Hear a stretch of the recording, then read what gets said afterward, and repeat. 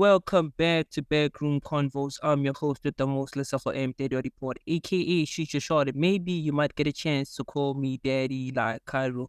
Listen, uh, the last time we were on the podcast, we were talking about bringing some of the biggest guests, and today we do have someone I think who's fairly a big guest, and I think me and Mpo were working so hard for the past week to working on an introduction as to how we should introduce you.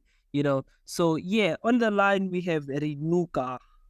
She is the managing editor of Forbes Africa and Forbes Women. How are you? I'm doing well, Lesego. Thank you so much for inviting me for your show. So yeah, we obviously we did a couple of questions. We took a couple of questions from people who listen to the podcast. So I'm just going to go through some of the questions that we have for you. So one of the questions being, can you please, for people who don't know who Renuka is and the role that you play at Forbes, can you briefly tell us a bit about your position and what you do? So my name is Renuka Methil. I'm the managing editor of Forbes Africa. I've been with the brand, with the Forbes brand in Africa for more than a decade now. And then I lead the editorial content for Forbes Africa, the print asset, and also the website. And we also, as a group, the Africa Business News Group, which includes Forbes Africa and CNBC Africa, we also run the Forbes Women Africa Leading Women Summit every year on the 8th of March, International Women's Day. So we'll be doing 9 years of that. And yeah, that's essentially what I do. Oh, thank you for that. So I love what you said in one of your interviews that you had. You said we need to talk about the future and the present. And the reason I find that to be great is that China is on its fifth year plan. So as a result of that, they are producing more dollar billionaires than any nation in the world. So in your opinion, what do you think, are some of the conversations that we need to be having to bridge the gap from you, Renuka, to the girl you spoke to 5 years ago, Charity from Uganda? What are some of those conversations you think we need to be having at this point? Well, I think the greatest conversation that we have in Africa is about the youth dividend. The fact that, this is the youngest continent in terms of, the continent with the youngest population on the planet. So therein really is the future, and everybody's looking to Africa. The present and the future is Africa. It's the innovations that are coming out of this continent. It's the ideas that are coming out of this continent. And that's what we need to be speaking about. It's about changing the narrative of development on the continent. We've moved from very far away from being just known as a dark continent. And today we are a continent with a very large landmass. It's a heterogeneous continent. We've got 54 countries.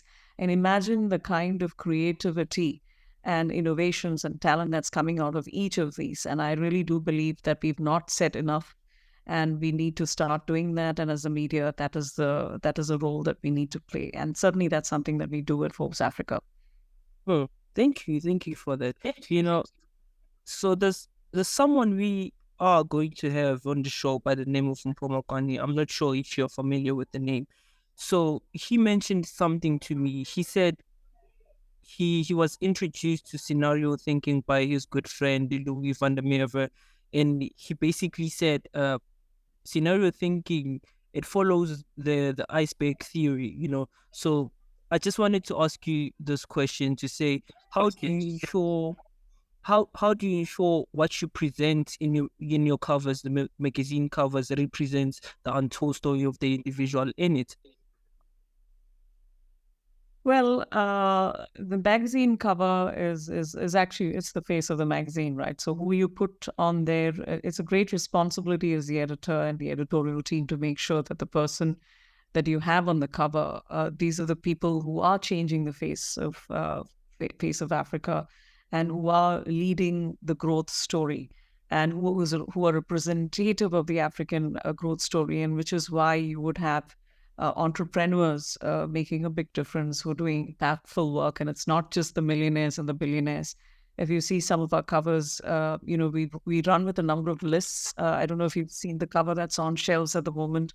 The April-May issue of Forbes Africa has a 30 under 30 list, and this is the 10th year of the list. And for 10 years, we've been uncovering, the bright, promising names of young people on the continent who are making a huge difference, making a dent in the industries that they lead. And this could be in arts, it could be in business, it could be sports, it could be fashion. So what is it that they're doing differently, from what people did a decade ago? And having, kind of documenting that growth every year, documenting that progress we're making in the global perspective, I think that's very, very important. And each year is different from the next. So I think we've done that very well. And every time we put someone on the cover, that person is representative of this Africa rising story that everybody is talking about today. Thank you for that. So, in with me right now, I do have a question from one of the people who sent in the questions. I won't mention the name. So the question goes as follows. She says, Renuka, as a prominent advocate of women empowerment and gender equality, you've likely encountered many misconceptions about feminism. One common misconception is that feminism and submissiveness are mutually exclusive, that a feminist cannot be submissive or vice versa. Can you share your thoughts on this misconception and how we can work to break down these stereotypes to promote more inclusive and understanding of feminism?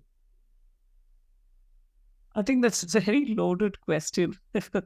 Some of these words we tend to use very loosely. I'm afraid. And even with the word feminism, it's just my view. I feel it comes with a lot of baggage, and it comes with a lot of negative connotations. When you talk about feminism, you always see it as a woman out on the streets, doing, just chest thumping and, male bashing. And that's not what feminism is. The concept of feminism has changed so much. And even if you see in the last century, how much there's been so much that has happened since, the suffragettes first led the movement, and, women were allowed to vote. And so we've come so far. And it's unfortunate that, we still have to discuss these things in this day and age. We're talking AI, we're talking the fourth industrial revolution.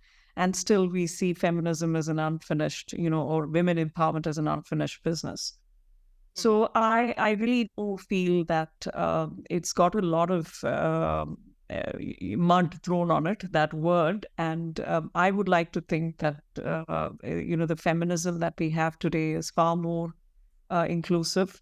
It also includes men, by the way. We, in fact, for Forbes Africa many years ago, we did a cover on male gender activists, the new age feminists. These are the men who are not leading the conversation. They're alongside, they are with us in the dialogue, so to speak. It's not a monologue, it's a dialogue. And they are, because men have historically had the head start in business, or, they have the networks and all of that.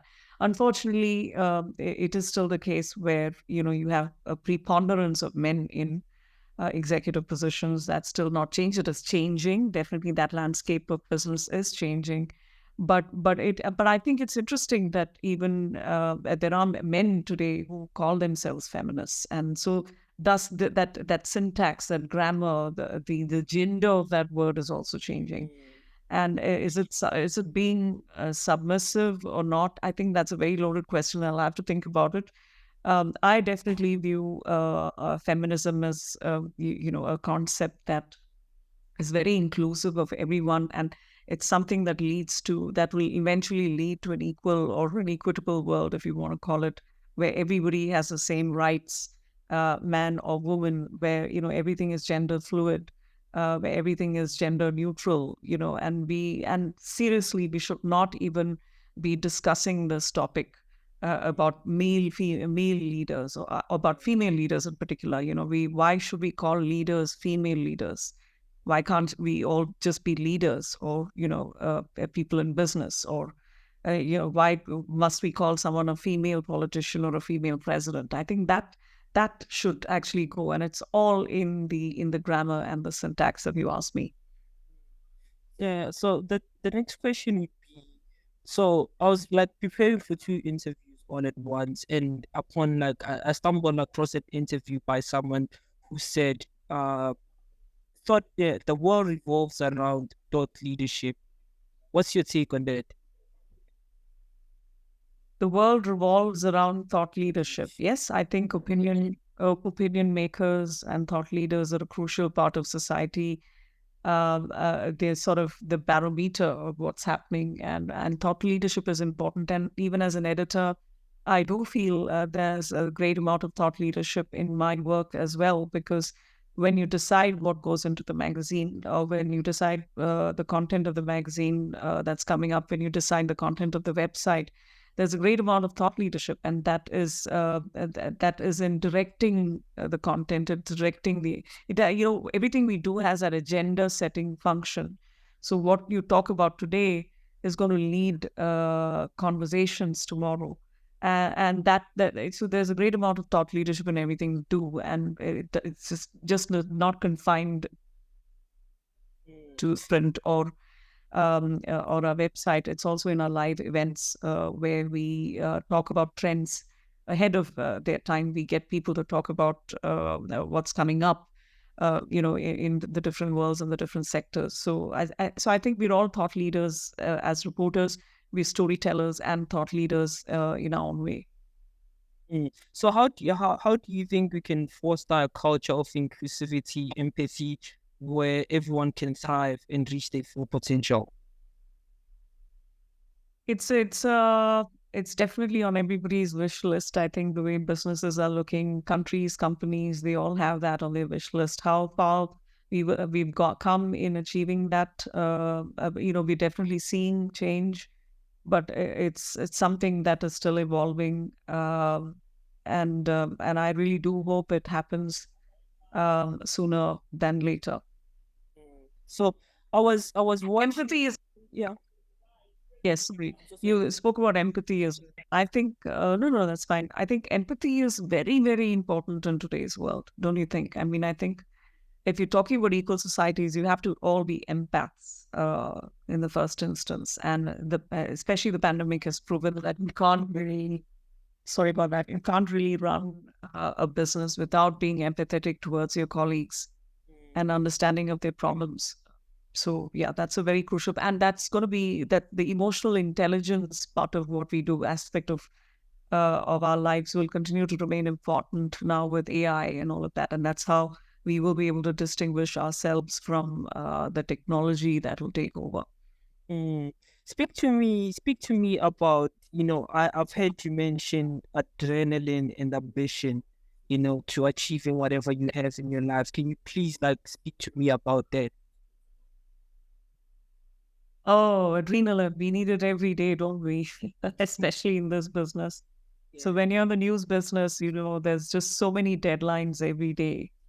You cannot do it without adrenaline, obviously, physiologically, and you cannot do it without ambition. And I specifically refer to adrenaline because, sometimes that's the one thing that keeps you going when you have deadlines that are very pressing and you have entire magazines to send to press. And adrenaline is definitely only just a metaphor for, the passion that you have for what you do, the passion that you have for the craft of storytelling, for journalism, the passion that you have for, leading change in Africa. So if you don't really have those two qualities or innate attributes, both ambition and adrenaline, I don't think you can be in this profession.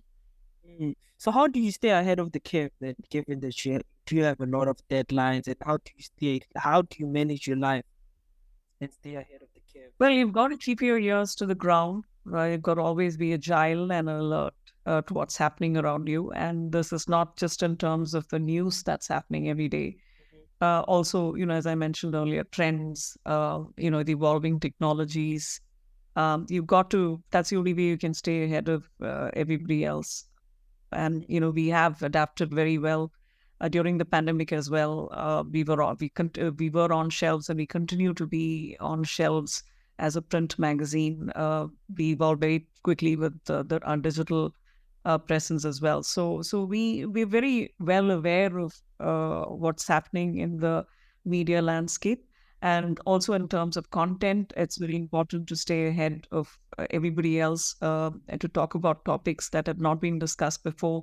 And as I mentioned earlier, this we do in our summits as well, and also in the magazine content. We're always talking about things before they happen or as they happen. We're always the first to record or document it. And that's one of my favorite lines is what we do is documenting history for posterity. Interesting. So have you watched the documentary that Matt Walsh released? I think it was a year ago. I've heard about it, but I'm afraid I haven't watched it. So, okay. So I had a question around that, but that's fine. So how do you think we can balance the need of assertiveness and self-advocacy within the value of humanity and saving others? Sorry, can I hear the question again? So I was saying, how do you think we can balance the need of assertiveness and self-advocacy within the value of humility and serving others? Okay, I don't know if I really understand that question, but assertiveness and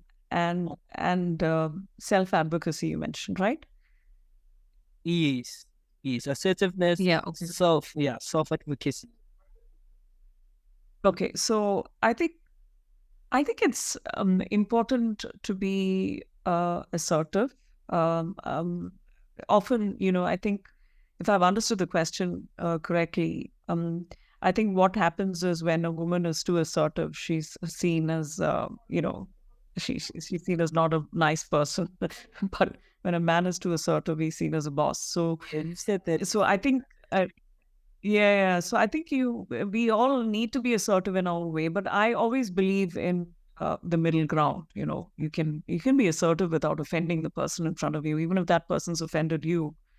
I think it's very important to be polite in everything you say, even if you want to be firm and if you want to be rude to someone or get a point across. You can always be polite about it and assertive with fact. It's always important to put facts on the table when you have to stand your ground, I guess. So, and stand up for yourself. I think that's the self advocacy, but where if you believe in what you've said and believe in in the purpose of your work, I don't think anything can sway you. You will stand your ground, and you don't have to do it by raising your voice.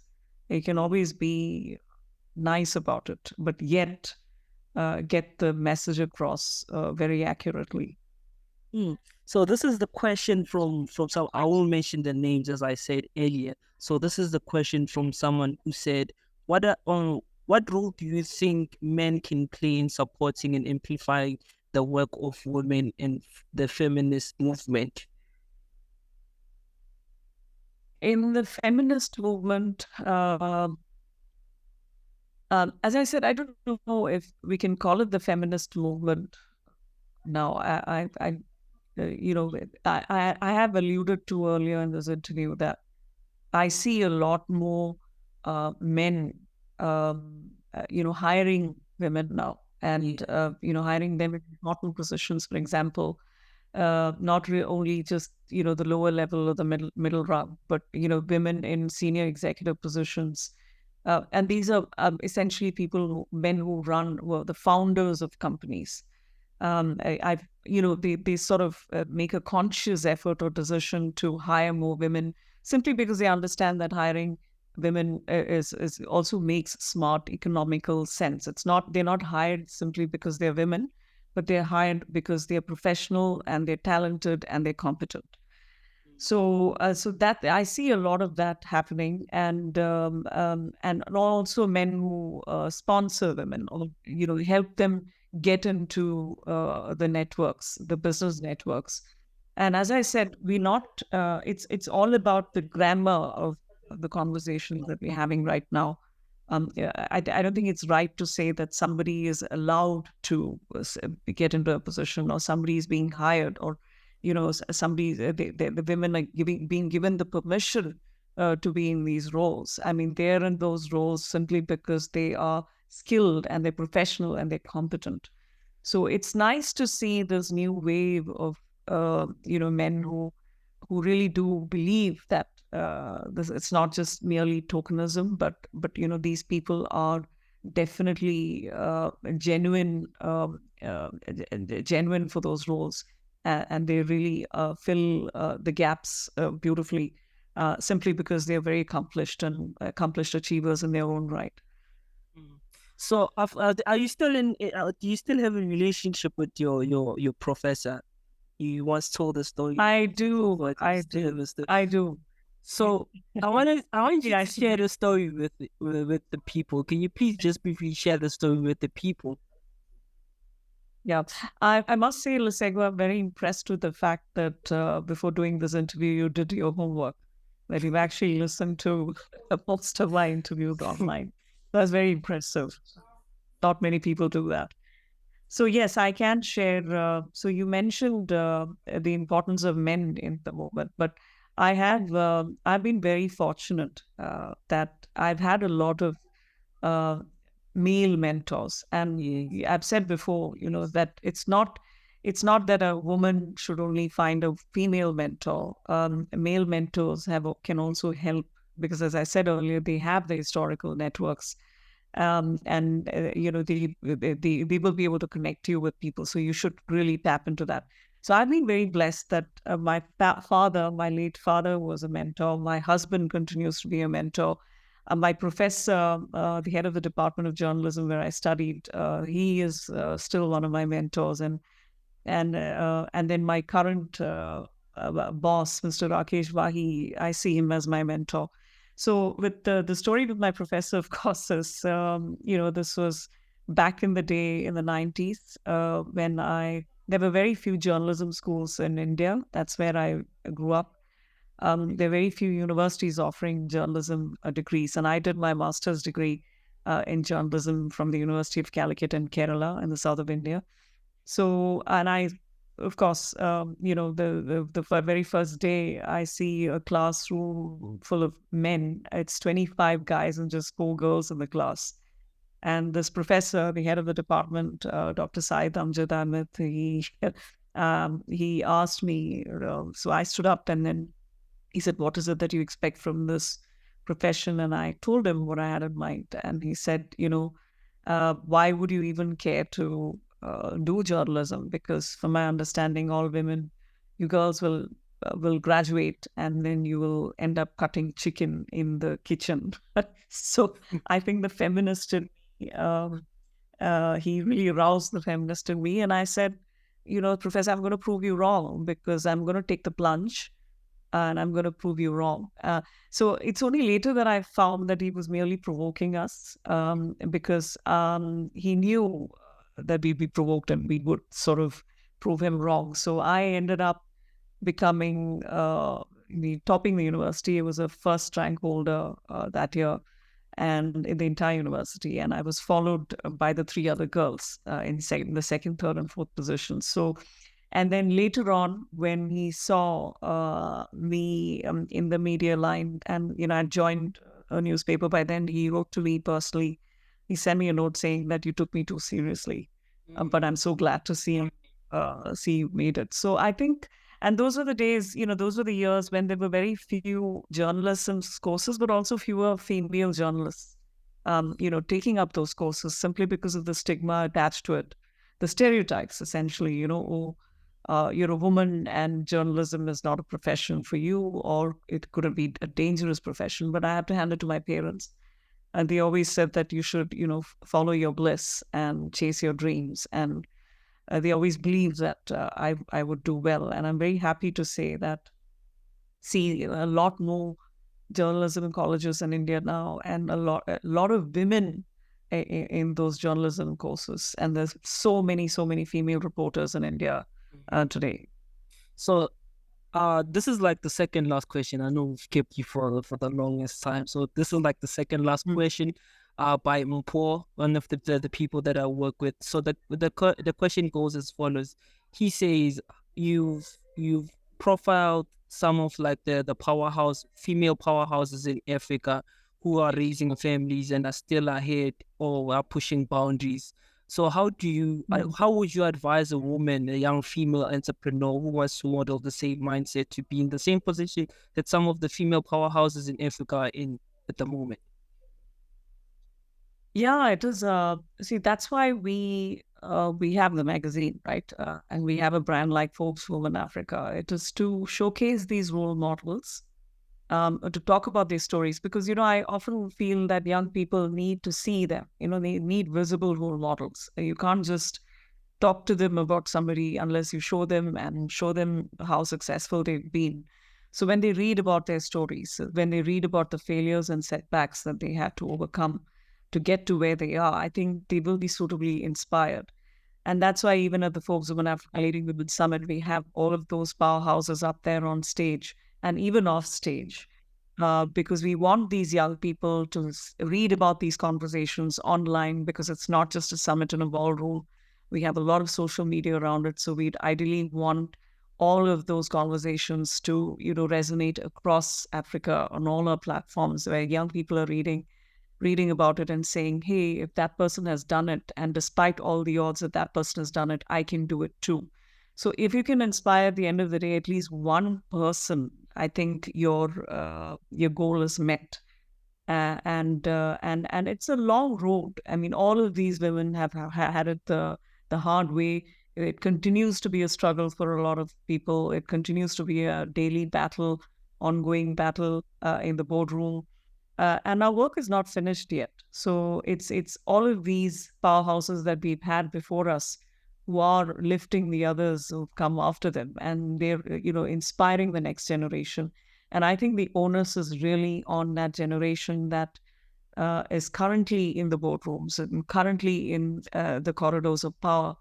It is for them, up to them, to actually inspire the others and make sure that they're reaching out to these young people, to make sure that they are mentoring them, to make sure that they are consciously making an effort to bring them up as well, and teach them some of the lessons that they have learned and some of the things that they should do and should not do in that rise to that top, rise to the top. So I think those lessons are very, very important, and that's why it places so much of responsibility on the people and the women who've made it. And they're the pioneers, so they should really be talking to the others and bringing them up with them. Hey, thank you for that. So this is like the last question that I have for you. So I think we'll be having a sit down, an hour sit down with Mpo Makwani, who's also the chairperson of who was it? He was the chairperson of. Can you hear me? Yes, I can. So I was saying on the next interview, the guest that we'll be having is Mpo Makwani, who is, I think, a non-executive chairperson of Nedbank Eskom. He was a CEO for Eskom for 12 months, if I'm not mistaken, and he's currently running a family investment firm. So we'll be having him as a guest next week Friday. So what question would you like us to ask him when he comes through? Oh, well, I would like to ask him if he believes in, if he's a male-gender feminist, if he believes in promoting female talent, and what he would do to change the gender conversation on the continent in the role that he is in. Okay. So I'm just writing it down. So yeah. So can I just read out the intro that I had for you? But I was so nervous to just read it out because I'm not a big introduction person. Is it fine if I just read it out for you? You've done well so far, so yes, please go for it. So this is how the show is supposed to go from the beginning. So this is the introduction. It goes as follows. Ladies and gentlemen, it's a pleasure to introduce Renuka, a pioneer leader in the world of business and media. As the media managing director of Forbes Africa and Forbes Women, Renuka has been an instrument in shaping the narrative of entrepreneurs, innovation, and women empowerment across the continent. With her vast experience and expertise, she brought a unique perspective to the forefront, inspiring countless individuals to strive for excellence. Under her leadership, Forbes Africa and Forbes Women have become or been the beacon of inspiration, showcasing the achievements of trailblazers and game changers. Please join me as we welcome the dynamic and visionary Renuka. That's how it was supposed to be. Thank you, Lesego. That's a very generous description. I don't know if I deserve all of that, but definitely you've talked about the brand, and the brand is truly deserving. It really is a pioneer, Forbes Africa, on the continent, and leading these conversations. And just to correct, I'm the managing editor of Forbes Africa, not the director. So yes. So sorry for that. So any last words? Can you please leave us with some words of wisdom? Yeah, words of wisdom. I think it's important as not just leaders, as anyone in any position in the corporate space or otherwise, to always keep up the momentum. Sometimes there are so many setbacks that can come your way. It's very easy to be despondent and to give it all up and say, I've had it, or this is it. We all have those moments in our lives, but it's very important to keep up the momentum, to keep going, keep your head down and work. And I always tell my great team that as well. I have a fabulous team. I tell them, just keep your head down and focus. Never lose focus of what you have to do. And if you love something, nothing else will matter. The setbacks, the failures, the long hours that you put in, nothing will matter when you love something so much and you want to change the discourse. You want to change the conversation. And thankfully, I have a team, and in the ABN group, the company that I work for as well, they truly believe in this passion and the purpose of what we do. So I'm very grateful to have that. But it's very important for every individual to keep up that momentum, to earn the trust, because as I always say, earning the trust with your readers, your staff, your people, that is the easier part. But the difficult part is actually keeping that trust. How do you keep the trust? And that requires a lot of work, a lot of consistent, ongoing work. So keep it up and just put your head down and focus. Thank you for that. Thank you. Really appreciate it.